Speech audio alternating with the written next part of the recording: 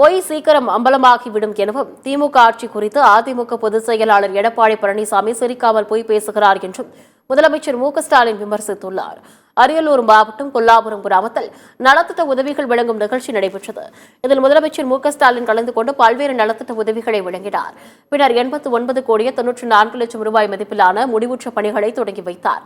மேலும் 120 கோடி ரூபாய் மதிப்பிலான 53 பணிகளுக்கு அடிக்கல் நாட்டினார். தொடர்ந்து நிகழ்ச்சியில் பேசிய அவர், அரியலூரில் ஒருங்கிணைந்த நீதிமன்ற வளாகம் கட்ட நடவடிக்கை எடுக்கப்படும் என்று குறிப்பிட்டார். திமுக ஆட்சி மீது மக்களுக்கு இருக்கும் நம்பிக்கை எதிர்க்கட்சித் தலைவருக்கு கலக்கத்தை ஏற்படுத்தியுள்ளதால் தொடர்ச்சியாக பொய் பேசி வருவதாகவும் முதலமைச்சர் மு.க.ஸ்டாலின் தெரிவித்துள்ளார். அரியலூர் வழக்கறிஞர் சங்கத்தினர் என்னை சந்தித்த போது, அரியலூர் மாவட்டத்தில் உள்ள அனைத்து நீதிமன்றங்களும் ஒரே இடத்தில் செயல்படக்கூடிய வகையில் ஒரு நீதிமன்ற வளாகம் தேவை என கோரிக்கை விடுத்தனர். இன்று காலை தான் இதனை ஏற்று அரியலூரில் 101.5 கோடி ரூபாய் செலவில் ஒரு ஒருங்கிணைந்த நீதிமன்ற வளாகம் அமைக்கப்படும் என்பதை மகிழ்ச்சியோடு நான் தெரிவித்துக் கொள்ள விரும்புகிறேன்.